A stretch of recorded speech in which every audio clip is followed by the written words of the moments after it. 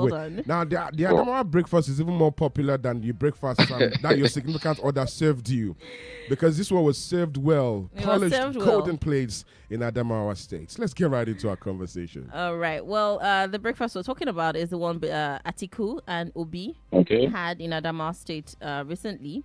Now, how might the perceived friendship between Atiku and Obi impact their respective political careers and the dynamics of the upcoming election in 2027? Let us, both men come from way back. They were both in PDP. They ran a joint ticket in 2019 that was quite significant in impact, in electoral impact. And over the years, there has been that mutual and cordial respect between both men. In fact, when, for the first time in the political history of this country, we have a situation where you have two gladiators, running from the same position, contesting for the same position, maintaining a cordial relationship between each other. In fact, one of them deferring to the other. You understand? And yet, they both keenly contested in that election. So, the relationship between both men is very, very mutual. Now, of course, I have read so many things. They talk about them coming together. Has been on for a very long time, immediately after the 2023 election. In fact, when you look at the figures, when you look at the electoral figures, you see that if both men had run a joint ticket, there is a probability that they could have won.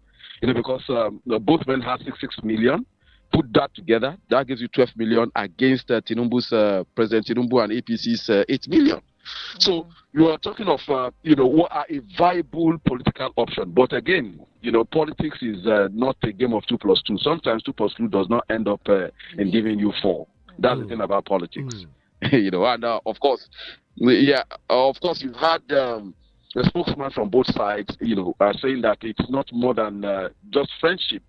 Peter Obi was in Anambra State as a keynote speaker at the 20th anniversary of Atiku Apti University, which Atiku founded.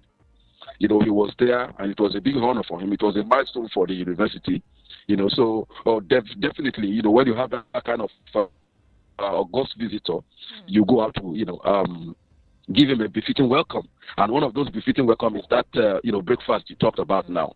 That is trending all over the places. Yeah. Well, do you see a possibility of a joint, running of both men? And what implications might be the denial of a joint presidential bid have on the political landscape ahead of 2027 elections?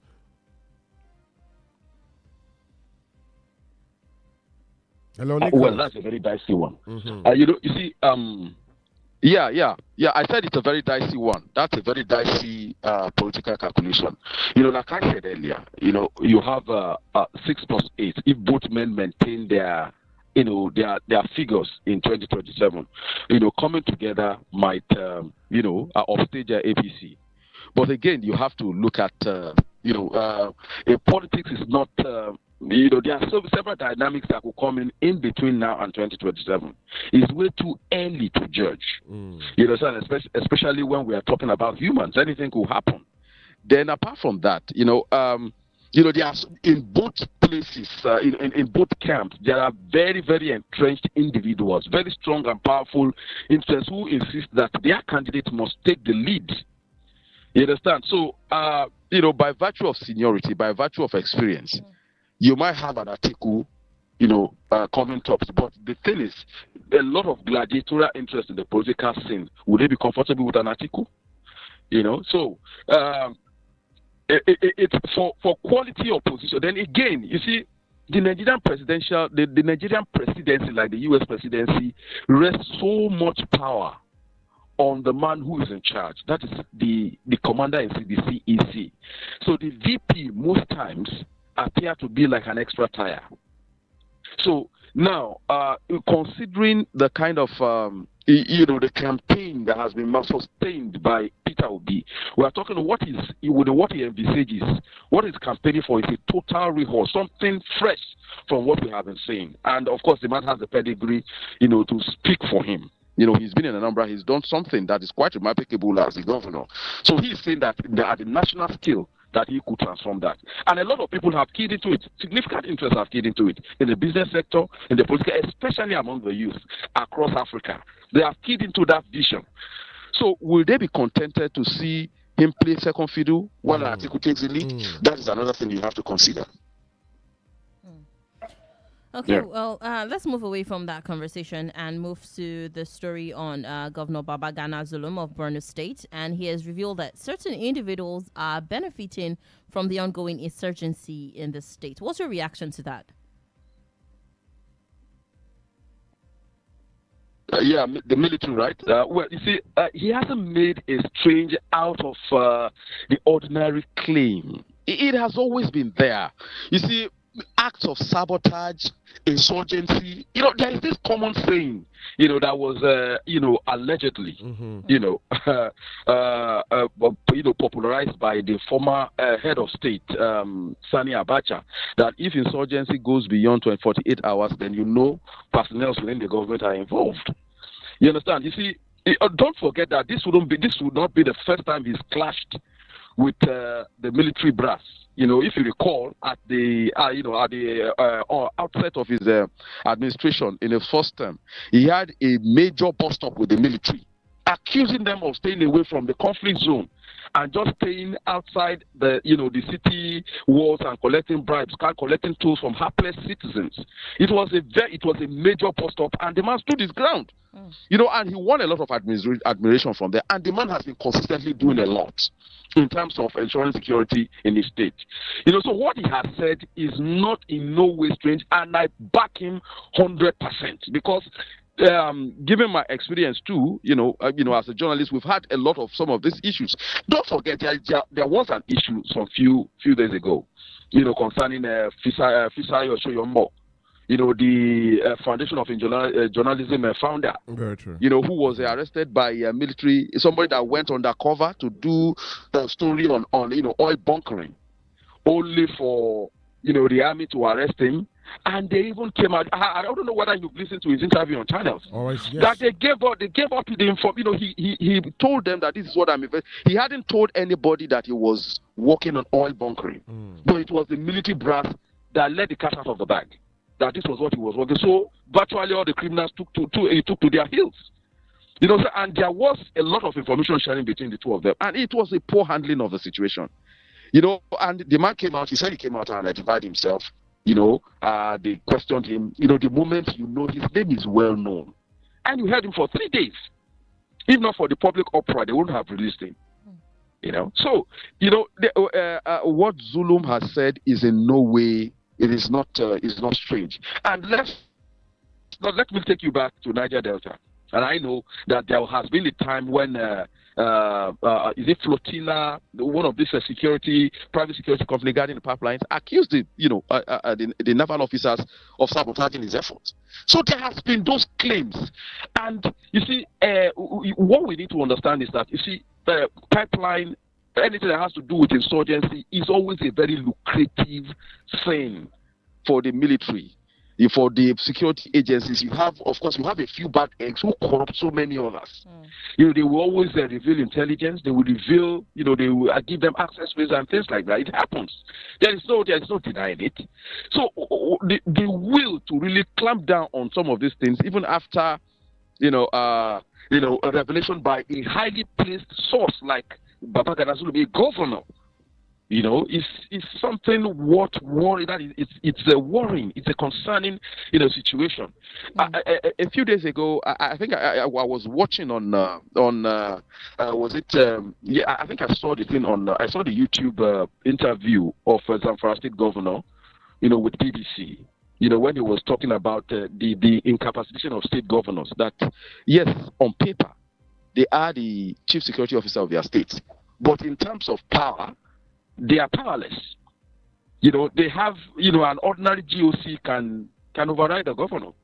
The commissioner of police can override the governor in matters of security. So far, as soon as he gets an order from the IGP.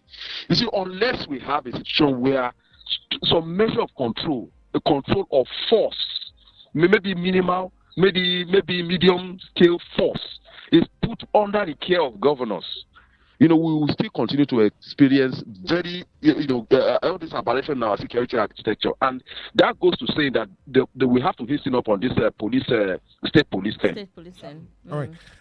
Nicholas, let me just take us back a little bit.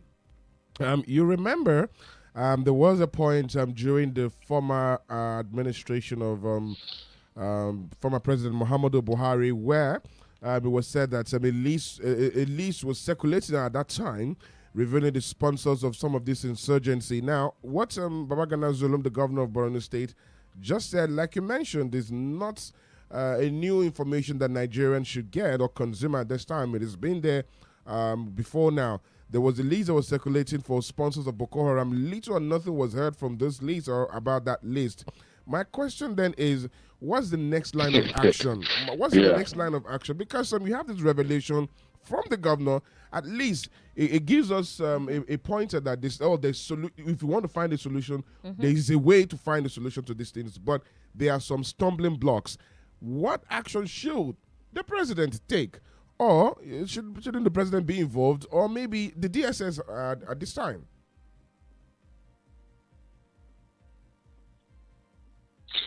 You see, a lot of dynamics comes into play in all this insurgency matter. Don't let's forget that there are some elements, foreign extraneous elements involved. Even at some point, President Muhammadu Buhari did say that some ex-Libyan forces were involved in it. Then there had been some allegations that some French mercenaries were involved in them. Then of course, you see, so it's a commingling of a lot of factors. So government has to be very, very careful in dealing with things like that. But you see, for me, I think that Nigeria should try to be like America in their choice of who they want to lead them. You see, the American system sits back and take a look, and look at the right man that has a disposition to curb a particular problem. Look at the case of Trump. America felt it was threatened, by this globalization thing that it's want to sunset. So they needed somebody of Trump's temperament to handle it. So they drafted him and brought him in. We should have somebody that has that same kind of strength and will, that has never dealt with anybody that is involved in all the security breaches in the past. So the moment you have people who have been players within, either by political rapprochement or whatever, that person shouldn't be around the corridors of power, because we are talking of humans. You understand? Yes, you see a lot of explanations as to, okay, yes, I had to do this because I had to ensure this and things like that. That person shouldn't be, because he shouldn't be around the corridors of power, because he would have formed a kind of bond with those people who are saboteurs. So somebody you need is somebody that is clean, that does not have, that will give a clear mandate and pursue it with all the executive powers at his disposal. So that is the thing. That is my take on it. And don't forget that in the past, this same insurgency has been a tool of politicking, especially in 2015. We're running up to 2015. There were discordant tunes all over the places. APC says one thing, PDP says another thing. There was no concerted, there was no unified front in fighting insurgency. And that is why it metastasized. That's why it became what it is today, where you have different factions of it, you have variants of it, and the governors are left at the mercy of this security menaces and all over the places. Well, okay. Well, you mentioned my partner was talking about the urgency in which some of this are being able to respond to the insurgency, just like the military. So if Babagana is saying that the military people are also benefiting from the insurgency, how effective would their response be in this time? You mentioned DSS and all of these people. If they are benefiting from the insurgency, quote unquote, how are they going to? How effective would their response be to the situation on ground? Especially seeing that it's spreading across the country. It's not just happening just in Borno State. It's not going. It's not. You see, once you are feeding from a trough, you understand. You wouldn't want that, source of feeding to be taken away from you. That is the simple truth. So what you are going to have is you are going to have embedded, fifth columnist sabotaging effort, genuine efforts to stem, the insurgency. And you see, there is a danger that it could spread. When they've had enough of, feeding off the poor, hapless Bono citizens, they move to surrounding states like Adamawa and the rest of them. That is the long-term effect of things like that. If it is not stemmed in the bud, if it is not, if it is not contained on time. So, to a very large extent, I think the president, as a matter of urgency, should take governors of respective states that are facing this kind of insurgency seriously. It's the time, politics should be put aside, and with the wars now, trying to protect its borders. We've seen what Mali has done. We've seen what Chad has done. Sending the French out of their country. We've seen what Niger have done. It's a way of trying to conserve and preserve their territorial integrity. We too in Nigeria must do the same thing. Nigeria must, as a matter of urgency, must do that. We have to put whatever differences, we have to set it aside and face what threatens us existentially. All right, let me ask this quickly for another follow-up before we move to another conversation. From what the governor said, he said there are some international mercenaries who are also involved in this thing. Now, the president has been out of the country and visited some of these countries. How do you think the Nigerian government can collaborate with government of some of these countries, like the French government, for example, where we have some French, it's been said that there are some French mercenaries also supporting the insurgents. How do you think the collaboration can work between the Nigerian government and the French government and some of these other countries that tend to see that their citizens or their people do not support insurgency on the land of Nigeria? Yeah.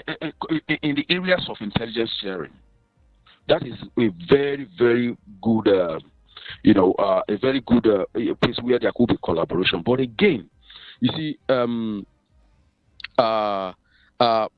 countries, well-organized countries with strong intelligence network and architecture are always afraid of giving off intelligence to a partner they suspect has a porous, security framework. You understand? You see, because if you give an intelligence and it is leaked, it compromises their assets, and these are assets that are groomed over time with that is a series of spending, funding, to build all those assets. So you don't just give off intelligence, just like that, to a country you suspect has some breaches within, So a situation where the governor, somebody as highly placed as the governor, is accusing the military of being in cahoots with, with people that are menacing his state. It doesn't inspire confidence in any country to, want to, lend its intelligence asset to you. So because you could compromise his, assets, that are placed, that have proper information. Then apart from that too, there are other, technologies, security technologies that could, like the use of satellite and drone operations, thermal imaging, because there is this, through thermal imaging you can place, large, amount that is large, there's a large gathering of people within the forest areas where you suspect the bandits are. You say that thermal imaging will show you exactly if it is a human being or an animal or a rat. By just looking at the body heat, and it gives you a signal that these people are clustered, and their formation, the formation will tell you whether it is just a village where you have children, you have failure, or these are military security formation.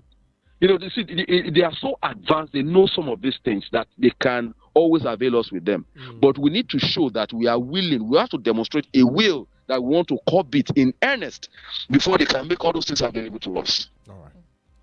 All right. Well, let's move away from that conversation and to the situation with the NLC. And it's saying that they might experience a setback because some of the organizations connected to the NLC are threatening to not go forward with the strike. You know, a few days ago, NLC was saying that by December 1st, if the particular states have not succumbed to the minimum wage that they're supposed to pay to the workers in the state, they would embark on a strike. So now, what are the implications of some of the state chapters of the NLC withdrawing from the industrial action, and how will this impact the overall effectiveness of the strike, seeing as it's to the benefit of the people in the state? Well, it depends on how you see it. For me, I don't see it as a setback. If you recall, I did say that they have between, when we discussed about this strike thing, was it on Friday? I said they have between, is it Friday, Saturday, Sunday, to talk to the governor, the respective chairman, talk to the governor, and if they could get a commitment, then they will share the strike, and that is what has happened. So it doesn't have to, every kind of industrial dispute does not have to result in a strike. That having been said, if you look at the ingredients of that made it look like the strike is already sabotaged, you hear the chairman talking about, is saying that some of these governors, like in Imo State, have committed to paying the minimum wage. You understand? You see, that statement is loaded, is pregnant, loaded with a lot of meaning. So it could mean that the man has shown them the fact, he has shown them certain things that shows that, okay, at this point, this is when I can pay, given the resources we have at our disposal, and the explanation is okay for them. So that is why there is no point for them, there is no point in going ahead with the strike. So, like I said, but again, you see, they have to equally consider too, because some of these politicians are very deft. They are very deft at maneuvering people. The moment you get a bit of leeway, they remain there. They stonewall. They stall. So when that happens and you decide to go on strike, you might not have the backing of the national at that time. Then of course Nigeria would have moved on. A lot of people would have moved on and said, well, that's your problem. You can deal with it however way you like it, But like I said, not all industrial disputes need to result in strike. The moment there is a bit of, talking and there is a bit of concession granted, in most cases, in most instances, you have the governors, you have the workers, backing off and, saying, okay, let's give them some more time, before we embark on a strike. Because to a strike is a last resort. Mm-hmm. That is the last resort. So the moment you use that, there is no other thing. You don't have any other card, on the table. So, it's something, if not for the kind of country we run, it should be used sparingly. You understand? Over time, the effectiveness of strike has waned. Rather than, inspire the kind of support it used to get, it's now what you get from the general Nigerians generally is garrison. So people, they are not happy. What they say is that you're just going there, to negotiate for your own pocket, and at the end of the masses are the mercy, of the industrial action. So, by and large, it's let's wait and see. I would say let's wait and see. I don't see it as a setback for the labor movement. I think that there has been some movement. Yes, there has been some talking. So it's better to judge than war. All right, thank you, Nicholas. Well, you just answered my question. I was going to ask you because again, the workers, civil servants, have so much. Well, maybe at some point used to believe so much the Nigerian Labour Congress because as a union to speak to the rights of workers, but it does look like they are twisted already, and the Labour Union is appears to be a bit partisan at this point, and because I'm leaving the Nigerian workers to the detriment of the government, to the hands of the the state governors. My question is. There are some states that probably might go on strike today, according to what we're hearing from the news. States like Nasarawa, Ebonyi, Kaduna, Zamfara, Cross River, and the FCT, simply because the state authorities, failed to negotiate the payments of the 70,000 naira minimum wage. I want to ask you, there are some governors that have said they've shown commitments. Now, should it go beyond the commitment, or are some states already receiving the 70,000 naira minimum wage?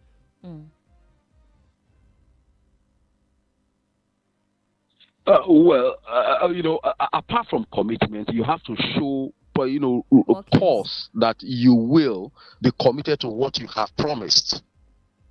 You understand?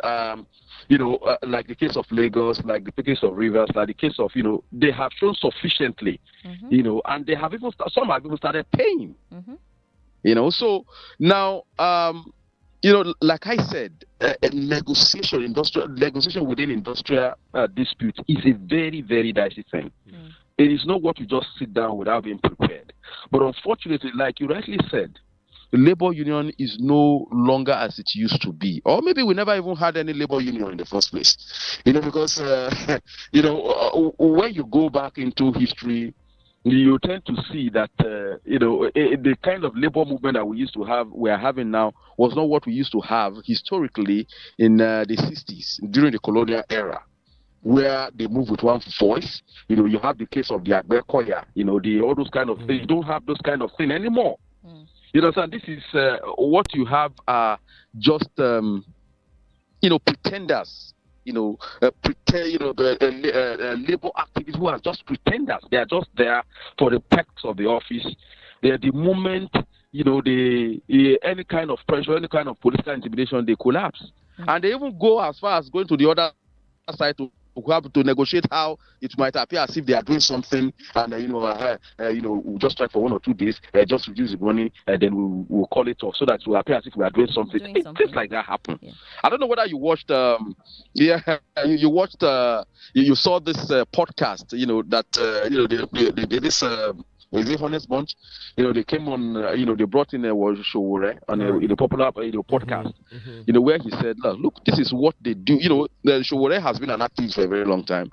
And he said a lot of things about, what the former labor leader that turned out to, the emerged governor is currently a senator, what he used to do with President Olusegun Obasanjo in those days. About how he goes and negotiates, around, then comes around, appear as if he's all gung-ho and, the whole country, the whole country lined up behind him. At the end of the day, they come down and, We understand our time is fast spent, so we just need to conclude. But anyways, we'll have more opportunity and days to discuss the Nigerian Labour Congress and the National Minimum Wage, because I think it's going to be a conversation there's still a lot of questions to actually be asked. It's a conversation that will still be on the front burner for a long time. We're watching closely on state government as well. Thank you, Nicholas, this morning for joining us all the way from Oka, Anambra State. It's Monday, and sit at home as well too in Oka. Please be safe out there. All right. Well, thank you so much for joining us on the news analysis this morning. Do well to join us again tomorrow.